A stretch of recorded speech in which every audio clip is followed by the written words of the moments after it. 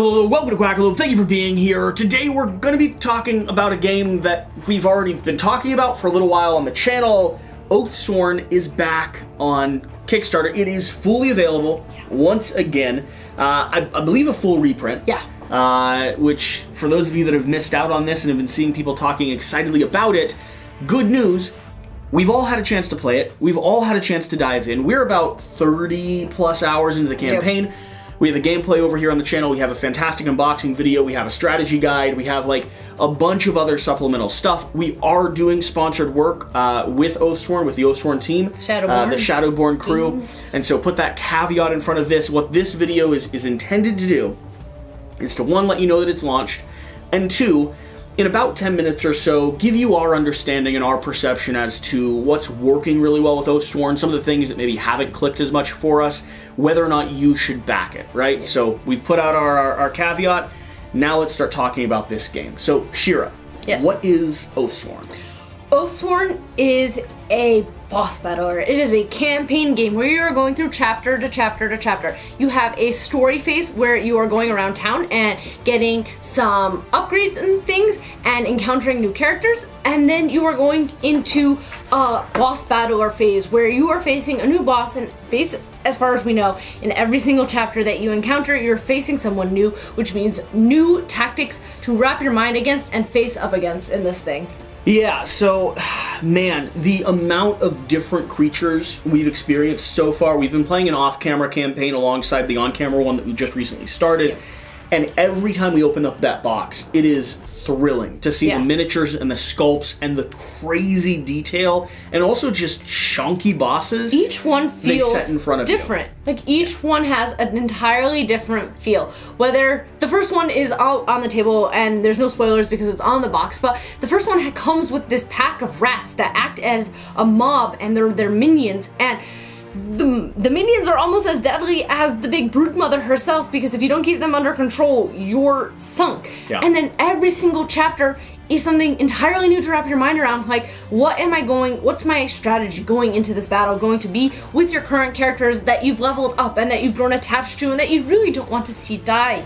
Splayed out. So some of the core mechanics that I think make Oathsworn stand out as a unique game in this field, beyond just the theme and the story and the setting, of course, if you like this sort of burbalous, untamed world, if you like nature reclaiming and beasts being twisted abominations, it's gotten much more of like a ethereal version of RPGs or of D&D in a lot of ways. And so you have your classic archetypes, your classic tropes with like the archer and the ranger and the you know, the drifter or the mage, but each one of them has their own unique way that they interact with the world and way that they experience the world, and I think that comes through really strongly. But the mechanics engine that is so good with Oathsworn has to do with the combination of cards and dice, and has to do with the combination of your own puzzle that you're playing. Every character has their own set of unique cards. You're always going to have 7 in your deck, and these cards come with a few different things. They come with stats and abilities, they come with the opportunity to play them as defense cards, and they come with a number indicating how much their resource cost is, their animus, which is the little gems or the resource that you get to have, and a battle flow. A battle flow system is going to indicate a position on your board, either 3, 2, 1, or 0.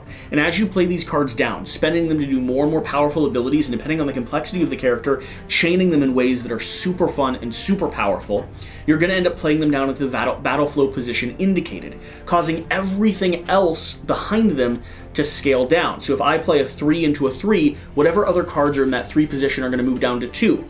And then in the future, if I play a 2 down into the 2 spot, everything there, including that 3, is going to move down to 1. Slowly getting to the point where you pull those cards back up into your hand because they're in your 0 or your refresh zone, and it gives you the option to not only moderate how you're actually playing your character and really start solving this puzzle on the board where you're trying to figure out how to get cards back into your hand so you can do more powerful attacks, but it's a really satisfying game engine.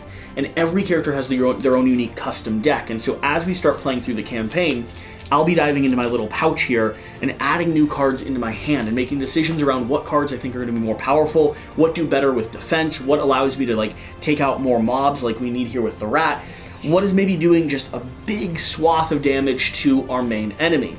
I think that this battle flow system is super unique to Oathsworn. I think it's a really interesting way, equivalent to something like the card play in Gloomhaven, when it comes to the way that you're interacting with the board and interacting with your hand of cards. And I think it's something that's going to make this game stand out, and it's going to give them an opportunity to continue reiterating. It's going to give them an opportunity, the crew over at Shadowborn Games, to continue reiterating on that game system in a way that feels unique to what Shadowborn Games does. The next thing that I think stands out here when it comes to a mechanics engine is the balance not only of player actions, but of the dice versus card system. Sure, do you want to touch on that? Yeah, any single time that there's an opportunity that you're attacking, either being attacked or attacking, you are going to have the option to either draw cards from a deck that should be pretty equivalently balanced to what the dice rolls are going to be, or roll the dice. So whichever your preference is. However, with the decks, you can kind of play with the decks in the sense that you know how many cards have been drawn out. And if you keep track and you know there's X amount of blanks in the white deck, which is the one you're going to be most frequently drawing from, you know when you have a safe attacking bet or when it's more of a chance that you'll miss. And as the decks range in higher strength cards, you also know like what chances you have of getting a higher number card as well. So you can kind of really math it out with the decks, versus if you're just someone who really enjoys chucking a whole bunch of dice, you can literally just roll like 10 white dice and be like, bam, what do I get? And that was a really decent attack. If only that would have been. Except there's 2 blanks, which could nullify your entire attack. So there's this puzzle of dice versus cards. Cards feel controlled and controllable, and almost like a game of blackjack. You're trying to read the deck and see if you have like a sweet opportunity to take advantage of them. Dice are the random chaos, when you just need things to work or not work in your favor, and Hail Mary, you're gonna try to make it happen. Yeah. And both of those combinations, and being able to mix those combinations however you'd like, meaning that if I have an escalation card, which is one of my burst cards here, which causes me to re-roll, I could always either re-roll or re-roll, right? Like redraw a card or roll a die as a response to that. So there's always this puzzle of, do you do a mix? Do you do half and half? Do you make all of your escalations the dice because they don't soften your pile? Or are you trying to dig through your pile and trying to get out those bad blank cards? And once you think you have a sweet deck, do you wait for that opportune time or that weaker character who really needs to take advantage of controlled chaos instead of specific chaos? It works so well. And there's something about that balance and the freedom of that balance that always makes me excited to make a choice between how strong and where I want to actually leverage those 2 systems. Yeah. Outside of that, like we said, the bosses feel super unique so far. But also the players feel super unique. Yeah. Like you were going on with your decks, each deck has an entirely different feel, and once you get to know your character, you grow really attached to them and you understand which way to sync their cards. And then when you get new cards, you're always going to have that basic 7 cards because you have to have some for each zone to battle flow, but then you're also going to be able to see which cards work better and sync better with the other ones in your deck. You also get really cool items and kind of defense cards and really cool weapons. Items. Every time you take down a boss, you're going to be harvesting little bits and pieces off of them, and that results in some really powerful but really cool story elements where, like, we just grabbed this incisor knife, and items break every time you go out to fight, but I could choose with my cur to carry this the entire game, and it might be the best item for him and let other things expire or break or exhaust themselves and just have this be part of my story archetype. And we've had that. Like, I had a rat cloak that I went like 4 or 5 chapters into the campaign with because I thought it was such a neat thing to have. I really love the harvesting system here. I love how unique everyone feels. I also like the determination rule, which is a really cool rule that you should never forget about. But like, you really need to remember it. If you ever miss an attack, any tokens that you spent to upgrade your attack or to boost it in any sort of way, you get them back. Plus, you get an additional 1 of any type of the tokens that you want. And so it kind of gives you you're coming at it again and a little bit stronger that next time because you missed. Now, the other thing that I think is notable here with what Shadowborn Games has done is how accessible this game is to play. It's a really quality rulebook. It's not a hard game to learn. There are a few side things like movement and you know, mental rules and stuff that you usually have with almost any boss battle that isn't too simplified. But they also have 2 systems that help to get the game running as quickly as possible. Oh, and also the organization here is immaculate. Yeah. It has been so easy to not only reset, but also get out and set up a game system. It probably takes half the time that I would expect from a normal boss battler to get down here to the table. But the thing that I think is notable in what they've done, the 2 things that I think are notable, first off, your characters can be played in their advanced full mode where you're actually using and running a whole hand of cards, or they can be played in their support mode. And if you're playing them with as a supporting character, they're buffed a little bit with their stats, but their complexity is reduced to a very simple management system. And that means you could play this as a full set of support characters. Yeah. They could all be on their substandard zone and still compete against the boss. You could play full complexity with 4 players sitting around the table, each having their own unique puzzle that they're interacting with. Or like we've really enjoyed, we play it two-handed. We have one full character that we've really gotten to know their decks, and then we have one companion mode going up next to them that is a little bit more buffed and that is more simplified so that we can concentrate on our full character. But I've actually had a lot of fun running my support character. My support character does not feel like an annoying subplot. It just doesn't mean that I'm overwhelmed with complexity, which sometimes with things like Kingdom Death that require you to have a full set of 4 characters running, I can absolutely get bogged down in the nuance of the card play or the crafting decisions and the chaining in an area of effect decisions, as opposed to this, where here I get to focus on one character and do that character really well and have a lot of fun with it, but I don't hold up the game by trying to balance 2 characters and missing a dozen rules along the way. And it's not that your companion character doesn't actually upgrade. He's going to be leveling up with you throughout the game. He's going to be getting new cards himself as a companion character. So he is also going to be getting more and more interesting throughout the game as each chapter happens. And then the other thing that I think is notable is going to be the encounter book over here, if you want to grab that for me. So, no, not all of them. Yep, just that one. So, the encounter book is going to be a way to actually progress through the story if you don't want to do, the 30 or 40 minutes of flavor text and storytelling that's here in the storybook. So why is this notable? Well, if you want to be able to play this as a boss battler, which right now is what we're doing here on the channel, you can open it up to a chapter, read through the main storyline, still get the flavor and the understanding of what's happening, and honestly, go on, I would argue, some different pathways. Like, it was fun to see where this story led us as opposed to some of the decisions we've made in our own campaign. And then you also get any of the consequences, buffs, stat buffs, or area checks that you need to buff or debuff your characters based off a little bit of randomness, a little bit of stuff that's out of your control. Yeah, you still have some of the knowledge checks, you still have some of the battles that you would have in that story mode, and you can still take some hits, and then you also get your bonus tokens that you need to go into the battle with. This, combined with the leveling system, the really simplified leveling system they have in the game, means that once I've played through this, because I don't want to spoil anything right now, I'll be in a position where I could comfortably jump into any combat encounter that I would like with any set of characters that I would like in about 20 minutes or so. Meaning that if I just want to re-experience someone or try out a new character or face off this boss in chapter 16 that I thought was super cool and show the game to someone, I can do that in a really, really accessible way. I think Oathsworn has, for a game of this complexity, nearly mastered how accessible you can make it. So props to them for that. Any other major, positive things that people should be keeping in mind when they decide to back this that we should be talking about? I like the way the bosses are actually run with everyone has a hit point die system. It's really easy to track their losses and their health. Your characters have it, and the people you're attacking, your bosses, have it as well. And so I like that you're running the same systems. You're not having to count tokens and keep constantly subtracting from their total health value. You see it up front, and the symbols are actually really cool. If you look at the boss card, as you start taking down some of their positions on their body, then some of their attacks against you actually get easier on some of the cards. Additionally, as you keep pinging off their health dice, they get stronger and angrier and come back at you with a vengeance. And so I really like the way that the bosses are kind of managed on this side. Cool.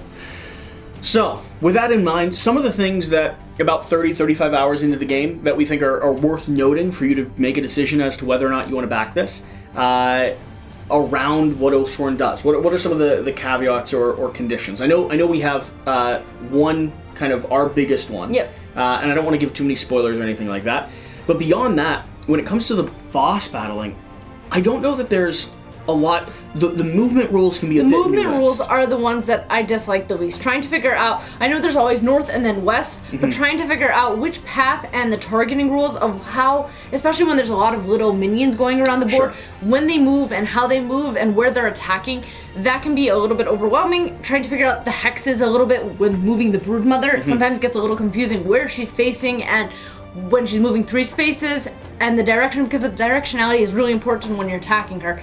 So some of those technical nuances are and there's instances where you just get swarmed and decimated. I mean, and there's instances where you just have to say you moved to the best of you can, and you're leaving it up to the chance of the game where you're fighting a grueling battle. Like, we've had some scenarios where we've done really well, and we have some scenarios where we've been absolutely decimated. Like, this first encounter, I don't think we've made it through without at least one character dying every time we fought it. And some of the later encounters, we've handled some of them really well. Yeah, it's this first one. I mean, those minions, I'm waiting to see more mobs. Yeah. Along with that, we have the context of our characters here, and the fact that they all have modular miniatures. Surprisingly enough, this system has worked better than I expected it to. I actually haven't had any miniatures while playing the game break apart or fall apart. Without intentionally doing so. Without intentionally doing so.